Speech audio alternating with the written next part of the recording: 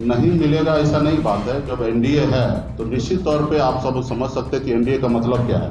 तो अगर एनडीए नहीं है तो उस जगह पे हम स्वतंत्र हैं और मजबूती से 24 जगह हम चुनाव लड़ेंगे। हमारे पास कैंडिडेट भी रेडी है और हम लोगों ने 2000 पंचायत चुनाव के समय ही हमने तैयारी किया है।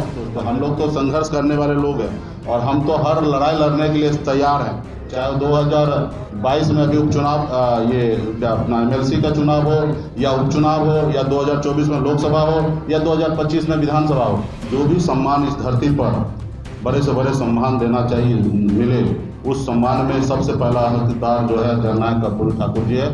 इसमें मैं निश्चित तौर पे हम केंद्र सरकार से भी आग्रह करेंगे, राष्ट्रपति जी से लेकर प्रधानमंत्री जी तक, कि जननायक कर्पूरी ठाकुर जी को निश्चित तौर पर उनको सम्मान दिया जाए। मंत्री जी, आपने 4 सीटों की लेकर मांग कर दी है कि नहीं मिलेगी तो हम 2400 पड़ जाएंगे। नहीं लगता है कि इससे एनडीए को नुकसान होगा? नहीं मिलेगा ऐसा नहीं बात है। जब एनडीए है तो निश्चित तौर पे आप सब समझ सकते हैं कि एनडीए का मतलब क्या है। एनडीए है तो गठबंधन है, और गठबंधन है तो जो भी सीट है उसको सहयोगी दलों में जिस आधार पे जिनका पास जितना वोट है उस आधार पे उनको वितरण होता है। और गठबंधन का रूप ही यही है कि गठबंधन हुआ तो मिल बांट के सब लोग चलेंगे और चुनाव जीतेंगे।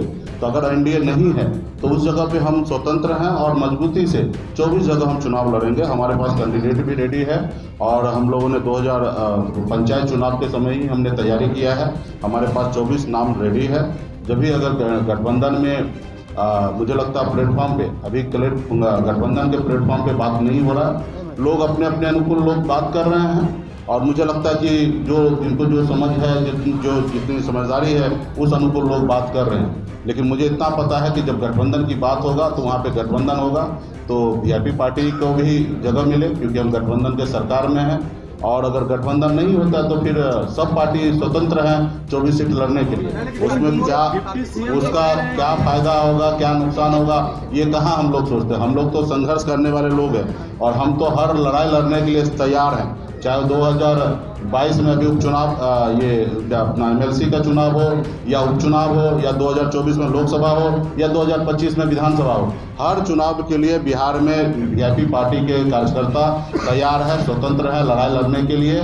हम कभी भी अपनी लड़ाई लड़ने में पीछे नहीं हटेंगे, क्योंकि हमारा लड़ाई है निषाद समाज को कल्याण कराना, निषाद समाज को आरक्षण दिलाना। इसके लिए हम बिहार में लड़ाई लड़ रहे हैं। अभी हम उत्तर प्रदेश में लड़ाई लड़ रहे हैं। उत्तर प्रदेश में भी 165 सीट पर चुनाव लड़ रहे हैं। हम अपने जनाधार वहाँ पे बना रहे हैं। 11 मार्च को झारखंड में भी पार्टी लॉन्च होगा। जुब्बा सैनिक का शहादत दिवस हम झारखंड में इस साल मनाने के लिए जा रहे हैं 11 मार्च को, और पार्टी लॉन्च होगा। पार्टी संगठन पहले से ही काम वहाँ पे झारखंड में कर रहा है, लेकिन एक सिस्टमेटिक तरीके से हम लोग पार्टी लॉन्च करके कार्यालय का ओपन करके प्रभारी नियुक्त करके और कुछ टीम लगा के झारखंड में भी 2024 की तैयारी हम लोग करेंगे।